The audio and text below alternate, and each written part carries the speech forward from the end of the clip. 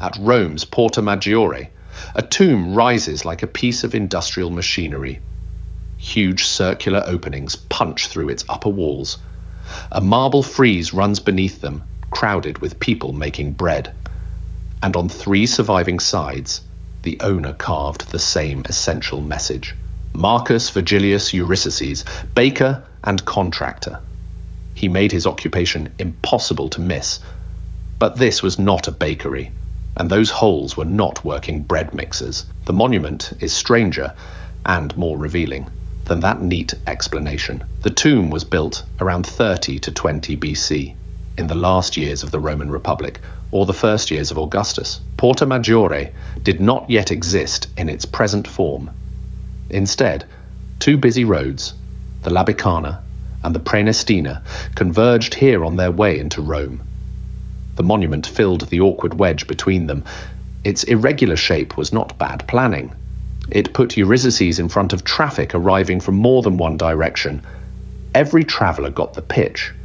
Much of what we see now is incomplete.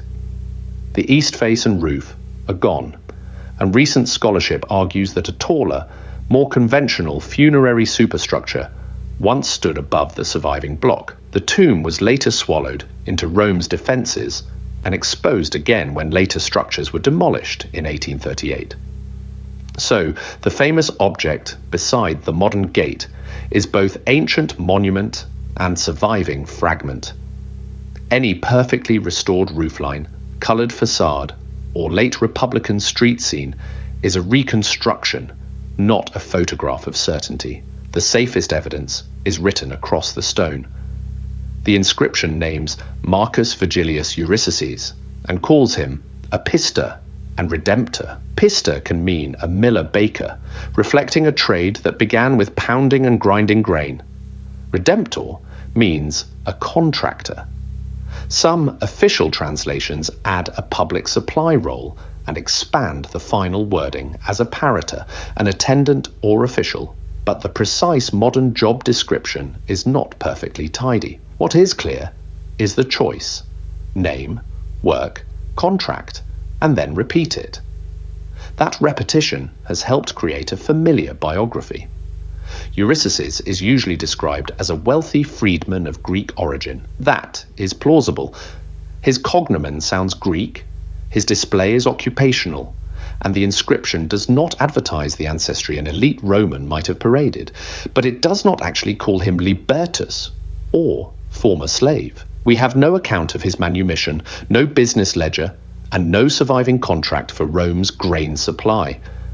The tomb proves money, ambition, and pride in work. The rest needs attribution. Then comes the frieze, a bread production line in marble. Across its surviving scenes, grain and flour are handled. Dough is mixed and shaped. Ovens are worked, and finished bread is managed and weighed. Supervisors and labourers turn a daily craft into a permanent procession. We should not pretend every damaged gesture or machine is obvious. Still, the subject is unmistakable. Elite tombs often advertised offices, victories, or family lineage. Eurysaces commissioned the logistics of bread. That makes the wall's circular forms tempting. Rome's heritage authorities interpret the cylinders and semicircular openings as references to kneading equipment used in bakeries. The comparison fits the larger program: inscription, frieze, architecture, all speaking the same occupational language. But reference is not function. No dough ever churned inside these masonry cavities. They belong to the tomb's structure and imagery. Calling the building a giant bread machine turns a defensible interpretation into a cartoon. The monument also carried a more personal story.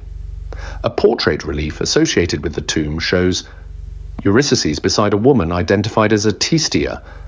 A cinerary vessel linked to her was shaped like a bread chest or basket, extending the bread imagery even into burial. One municipal account suggests the tomb may have followed her untimely death. May have. The objects connect Atistia to the funerary program, but they do not give us the couple's private history or prove what first prompted construction. Even the tomb's supposed uniqueness needs kneading. Its bread obsession is extraordinary, and its surviving lower block looks unlike almost anything around it. Yet a 2023 study compared its structure and context with other Roman aedicular tombs. The authors argue that Eurysaces used a recognizable form of contemporary commemoration, probably with portrait sculpture above. He did not reject Roman funerary fashion. He customized it aggressively. The weirdness was not that a working person used a tomb to perform status.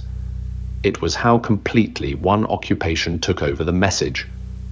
And that message has outlived most of the answers. Was Eurysaces definitely a freedman? Probably, not provably. Which contracts made him rich? Unknown. Did every circular form copy a particular machine? Interpreted, not demonstrated. What color covered the marble? Lost. What did the missing upper structure look like? Debated. Yet the central fact remains, carved 3 times beside roads into Rome. This man wanted strangers to know what he did. For 2,000 years, generals have had arches, and emperors have had columns. Marcus Eurysaces got something more specific. A tomb that still advertises bread. If you prefer ancient history with the evidence left in and the tidy myths taken out, subscribe to my ancient WTF.